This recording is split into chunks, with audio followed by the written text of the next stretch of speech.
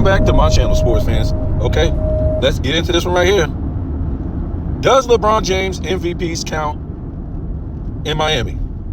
Do those MVPs count that LeBron James got in Miami? Folks, let me say this. It's always some kind of asterisk surrounding LeBron James. Always some kind of asterisk, right? I just don't know any other player. Draymond Green gets suspended. The guy wins a bubble championship when everybody is sick and dying and the world is shut down.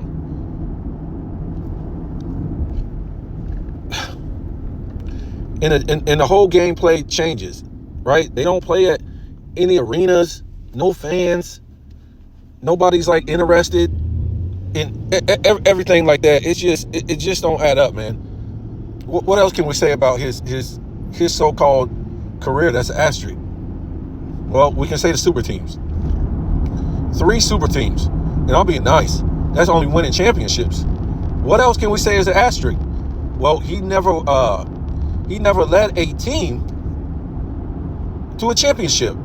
And a lot of people might, well, that's the craziest thing I've ever heard. LeBron James did lead teams to championships.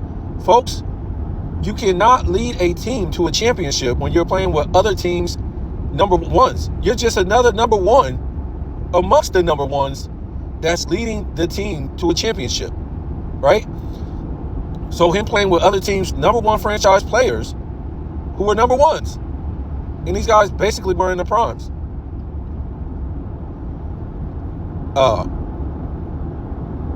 And when they got older, yes, he goes get other guys that's younger.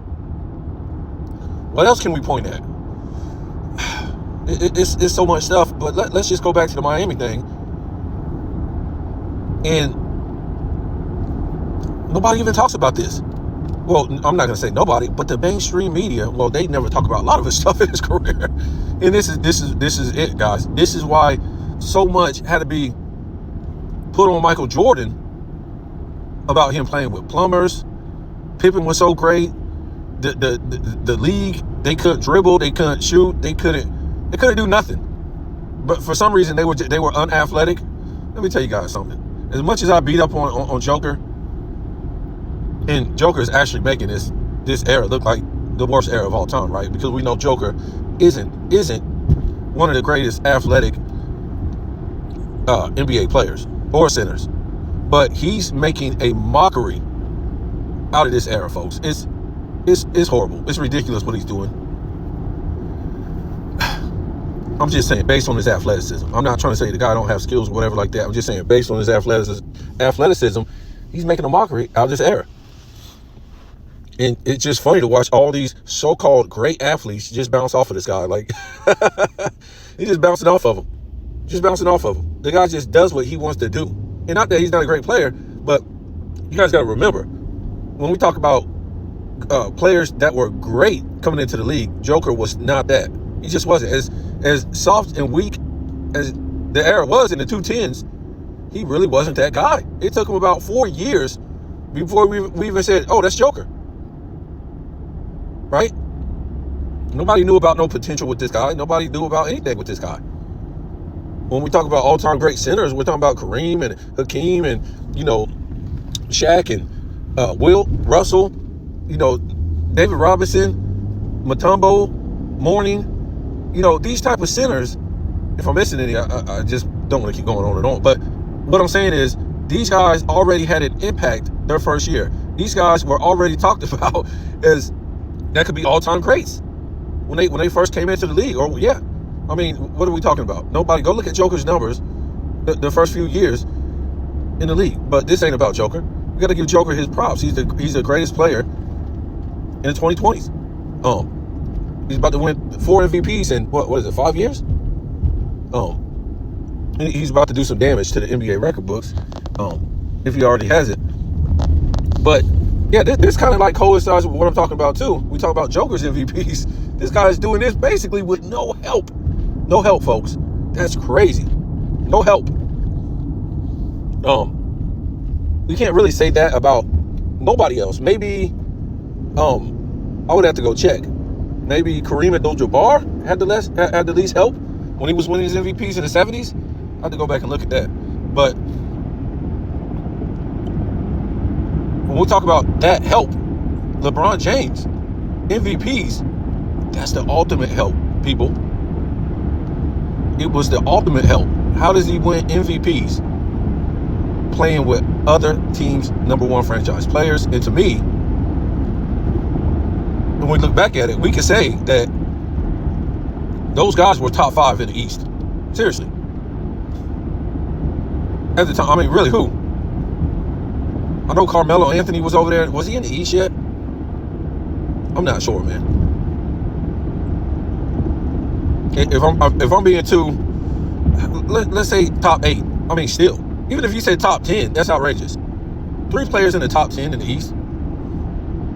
That would be crazy. But what I'm saying is, they were other teams' #1 franchise players. How does LeBron James win an MVP when we were always told for a long time that MVP is about the most valuable player to your team? After Michael Jordan put up that spectacular 87-88 season, this guy turns around and puts up the next season, 88-89, an incredible number that nobody even talks about. It's not even talked about. We talk about that 87-88 season. We talk about sometimes the season before that, the 86-87. Sometimes we talk about his rookie season. This guy turns around after basically sweeping all the awards in the 87-88 season and puts up a mind-blowing 32 points, 8 rebounds, and 8 assists. And if I'm not mistaken, it was like 3 steals, like 2.9, 0.8 blocks, and shot, I think it was 53% from the field and 84% from the line. That's not even, that don't even seem real. That don't even seem real. With Scottie Pippen still pooping in his diaper. Giving you 10 points. I think he gave you like 10 points per game that season, his second season, and pooped all over himself in the playoffs again. How could the guy that got you over the hump in the playoffs, literally pooping his pants, averaging 7 points per game, his rookie season as a bench player, but the next season turn around and poop his pants again against the same Pistons? And this is what I'm talking about. I told somebody this a long time ago. I said, this really ain't a GOAT debate. This is just guys trying to be funny. And it started with Nick Wright, right? Nick Wright, right? Nick Wrong, right? It started with this guy trying to be funny. And when you look at the panels back in the day on, ESPN and Fox Sports, they didn't call this guy out for trying to be funny. Even though he would say some of these outlandish things with a straight face. It is so outlandish. And it's so ridiculous. It can't be nothing else but comedic work. The guy's trying to be a comedian. Right? But as this guy kept a straight face for the stuff he would say that made absolutely no sense, people actually start believing it. And then you had Shannon Sharpe saying this stuff with a straight face. Let me tell you something, guys. These guys on TV, these guys are idiots. When that camera turns off, they laugh, they grin, and they say, "Oh my God, I cannot believe this thing has taken steam, and you actually have a fan base this dumb that we can actually say stuff that you don't witness with your own eyes. What you see on the court with your own eyes. Don't worry about it, folks. We're on TV. We're the jury and the judge. We know everything. We get paid all this money. We're on the sports networks. So you're going to believe what we say. We don't care what you see with your own eyes. And this ain't like unfamiliar how, the human race lives. The human race, for the most part, is a bunch of fools. They're a bunch of fools. They will believe anything, folks. All they need is somebody to act like a character. Because People don't live in reality, right? They teach us that when we're little with religion. I would say first they hit us with cartoons, and then they hit us with religion. So right then and there, reality never sets in on us. We just believe, and I call it make believe. We just believe without knowing. Knowing and believing is two different things, folks. And then they give you hope.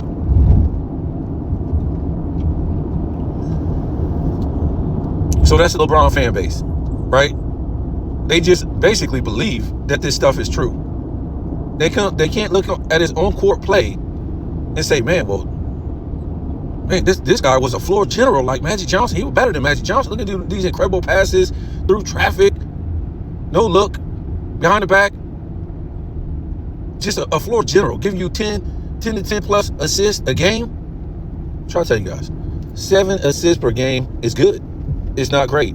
It's not upper echelon. 10 is great. 10 plus is upper echelon. This guy ain't battling people for offensive rebounds. 6'9", 250. And now people starting to realize, not just because he's old, I've been saying this a long time ago, LeBron James is basically, he has forbidden himself for over 10 years to play defense, battle for rebounds against big guys, or any guy, really in particular. It ain't too many big guys, but battle for rebounds against guys. The only place you will battle for a rebound in this era right here, because you're not battling anybody for a defensive rebound, because everybody's taking off once the ball's shot, right? The offensive players, they're taking off. So the only time you would actually battle for a rebound is on the offensive end. But he's not going to do that. The only time he's going to get an offensive rebound if it just bounces to him. Now, 7 rebounds, it's good. It's not great, and it's not upper echelon. To me, I would say about, and I'm going to just be nice because it's this era. No, I'm going to base it on, the past eras. Because I would have to, really go out and make it really crazy about the rebounds, because it's so soft that they should be LeBron should be grabbing 12 rebounds a game in this off-week era. So we'll just say 9 to 10 rebounds is great. 10 or more is upper echelon. 27 points per game. I don't know, folks. To me, I try to base stuff off the 80s and 90s, but the game done got so soft and weak, and scoring is just like outrageous. Let's just try to be nice. To me, 27 points is great. To me, it just don't seem like it is. In this weak soft era, these guys, I'll tell you, Anthony Edwards should be scoring no less than 30 in a no-touch era. This guy, check this guy out. Watch him in this guy's games. He tries to go up and finish and double pump and do all this stuff, and the guy can't finish. He's missing, even though it's a weak, soft defender actually trying to challenge him at the cup, he's missing these layups. He's not finishing, folks. He's not finishing. And Michael Jordan would have been dunking on these fools. Forget about doing no layups. In this off week era, with no great big men, no great power forwards, Mike would have been dunking on these dudes. This would have been a Michael Jordan dunk fest at least 5 times a game. It would have been crazy. Maybe they would have banned him from dunking or something. But yeah, 27 points per game. It's not really good for this. For me, it's not really good for this era. For many threes as they shoot in a no-touch era, it's not great. But let's just go back and base it on the 80s and 90s. In the early 2000s, 27 points per game is great. 30 points or more, that's upper echelon. And when we talk about that, the 27, 7, and 7, just as we talked about, none of his stats are upper echelon. That's why he has so many losses in the championship game. And I know he averaged a triple-double, getting whooped when Kyrie wasn't there. But it meant nothing. Just like his triple-doubles this year. They mean nothing. It's in the losing cause. What happened in 2015, right? He shot in the finals. He shot 39% from the field. It was ridiculous, like 60 something from the, I think, what was it, 68, 69 from the free throw line. Ridiculous. 30. It was like 31% or less from three. And they lost in 2015. And why was that? Because he had to shoot more. Because Kyrie and Love that went down. He's not a shooter. Not a shooter. So when he went to Miami, his field goal percentages skyrocketed. And why is that? Because he was taking less shots. When he was in Cleveland, guess what happened? It took him until 2010 to shoot 50% from the field.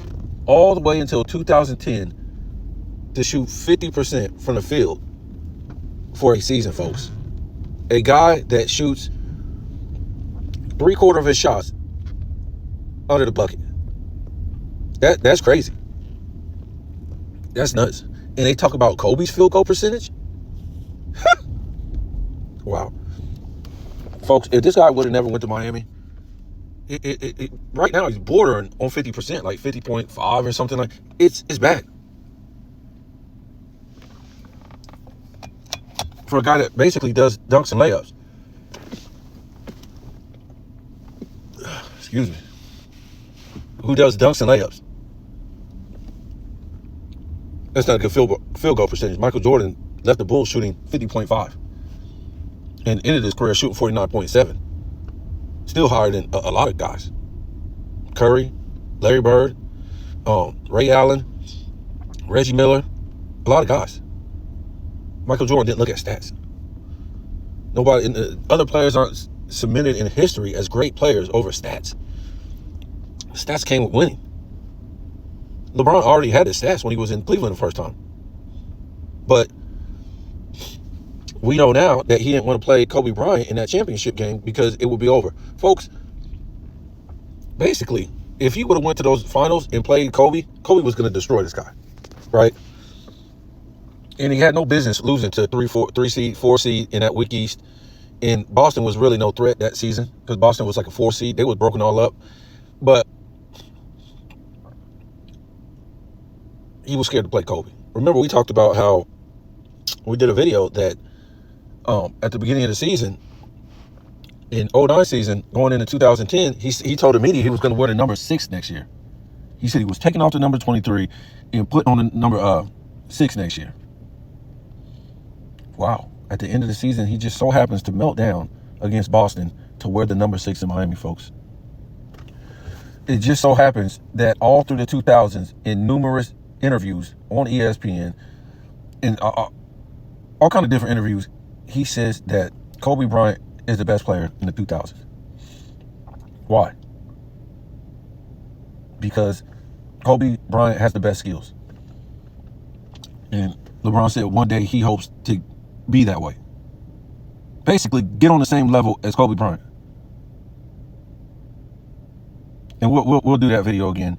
But yeah, this guy was literally scared to play Kobe Bryant because GOAT case over. And it probably would have been good because we would have had some diversity in the NBA. If this guy would have got beat by Kobe once or twice, it would have been some diversity the rest of his career in the NBA because he would be out of the GOAT debate. And basically, Kobe would be there. And that's why he went to go build that team with Miami. In Miami, just in case he ran into Kobe again in 2011. And you had these dumb LeBron fans. Oh, Kobe got swept. I think, did Kobe get swept by the Mavs in 2011? So, went to 2008 finals without Shaq. 2009, 2010, won back-to-back on LeBron's opponents that he melted down. And the big thing was LeBron James versus Kobe Bryant in the finals. That was headline news for 2 years straight. These guys making commercials and everything. They want to talk about no damn Magic. Orlando Magic and Kobe Bryant. No, folks. They want to talk about that. They didn't believe no Boston Celtics was going to go back to the finals. or Hito Turkoglu with Dwight Howard. No, folks, it was LeBron James. And they put this, I mean, they ain't put him, but he was in the weakest East. The weakest East. And Kobe Bryant had a battle through that West that is mind-blowing. And you guys still had the nerve, the LeBron fans, that whatever you say about Kobe, it's just so ridiculous. LeBron never even sees the finals, maybe, if he goes to the West like Kobe Bryant did. No way. LeBron James only won 2 with a super team versus the West when he was in Miami. Just think what would happen if he didn't have a super team and he played in the West. He would never see the finals, folks. What do these super teams mean? A lot of shortcomings. A lot of shortcomings for this guy. Poor free throw shooter, poor mid-range shooter, poor three-point shooter for his career, poor clutch shooter for his career. Can't give you no paint game. Ain't really got no bag. His bag is pushing and shoving and straight arming people while he takes a running head start from the three-point line. And they basically had to cut out defense. Especially when they saw that these guys got beat by international plumbers in 2004 and 2006 international games. They were like, what are we going to do? These plumbers are making our guys look bad. And they just keep coming to the United States too. So we got to cut out defense to make these players look, the LeBron era guys, to make them look better than what they are. Because if we got defense, imagine LeBron James getting hand checked every time he got the ball. Imagine Anthony Mason playing defense on him. Charles Oakley playing defense on him. Patrick Ewing. Or a lot of these great players back then. Him driving down the lane. Could you imagine him stiff arming and elbowing guys in the 80s and 90s? They would knock this guy out. They wouldn't need no ref to be like, hey, that's an offensive foul. They'd be unswung at this guy. Dude, what are you doing? Why are you stiff arming me? Why are you stiff arming me in the forehead, the mouth, the chest, the stomach, and throwing elbows while you go up? Where's your game? They say you're great. Where is your game?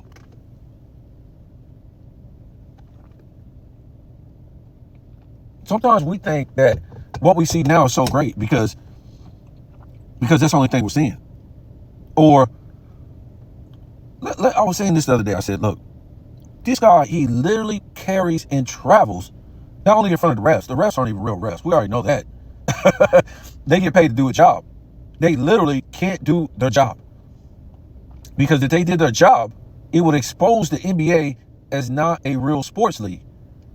Then it would expose how are these guys getting paid tens of millions of dollars and they can't even do what me or you could do on a basketball court, which isn't travel or carry. Right? You ever been on the court and a dude travel or carry? You say, oh man, that's a carry. Bro, you took too many steps. And guess what? You got to get the ball. You got to give up the ball.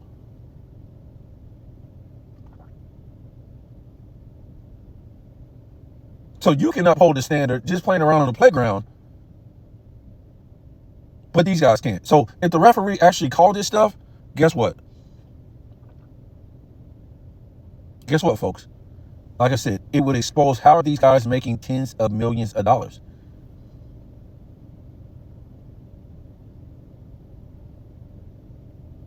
You go to work every day at your job, and you can't do your job. You are paid as one of the best employees, and the guys you work with, that's why your boss and your job thinks that, okay, I want this guy to come join the crew.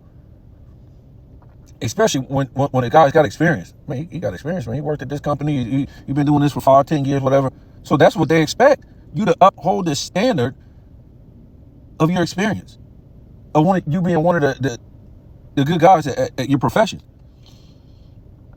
But you're not. You can't do your job. But still, you're touted as good. And even though the company is failing, the product is failing because the employees, you still get all these big bonuses. You get these big raises every year, and the company is going down the drain. And this is what it is with these players right here. a blooper reel with these guys. They have hours and hours and hours of the NBA players. And there's no exceptions. There's no singling anybody out, whether they're an all-time great, a role player. These are guys playing at the highest level. There's no excuse, whether you're a superstar or a role player or a good player, that you should be out there traveling and carrying all game. Am I saying everybody's perfect? Or they never traveled or carried in the game? No, but this is blatant, folks. This is every time they bring up the ball and you watch a game, these guys are dribbling shoulder high. They're putting their palms under the ball, under the ball, under the ball, under the ball. They're taking more than 2 steps. They're taking like 5 steps. You even have the analysts, Shaq, Kenny, all different guys making fun of this. And it's not funny. It's not funny. Yes, it's funny if it just happened, here and there. Yeah, it's funny. Nobody's perfect. But these guys do it all game. So it's not funny. It's not funny they compare these guys to all-time guys of the past that was held to the standard of actually playing by the rules. And you know the rules. You know the rules when you're a child and you're playing basketball. What are we talking about?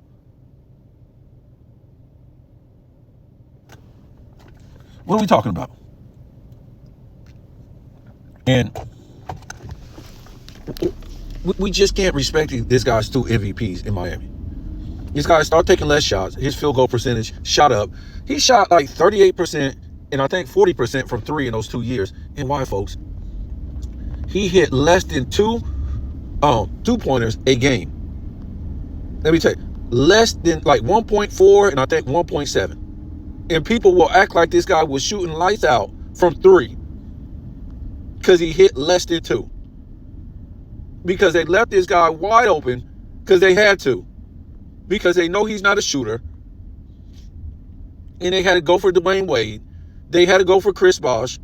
And I think Ray Allen was over there in 13. So they had to look out for Ray Allen. So this guy basically was left open at the 3. And if he wasn't at the 3, he was doing dunks and layups. Folks, this is the equivalent of Michael Jordan playing with Patrick Ewing and Charles Barkley. Pick your poison.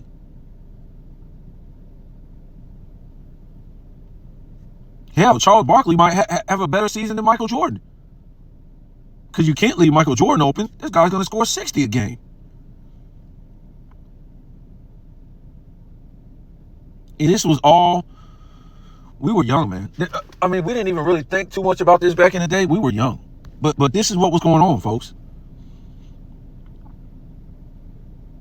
I mean, he didn't win no scoring title in those 2 MVP seasons.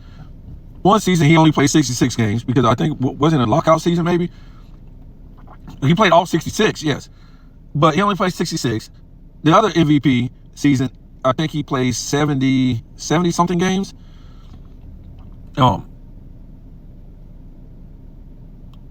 I think they only had the number 1 seed. What was it, 2012? Yes, 2012. That's crazy. 4 seasons with a super team in Miami and only had the number 1 seed 1 time. 4 years with a super team. And the East got even weaker. In Cleveland, the second time, only had the number 1 seed 1 time. That's just insane.